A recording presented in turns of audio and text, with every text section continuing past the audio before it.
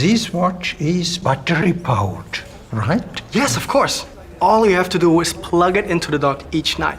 Make sure it's connected to the USB, and then the next morning, your watch is all ready to go for another 12 hours. But what happens when I'm traveling? That's a good question. Simply take the dock, the cable, and the dongle with you. Oh yeah, and don't forget the power adapter. Oh, yeah.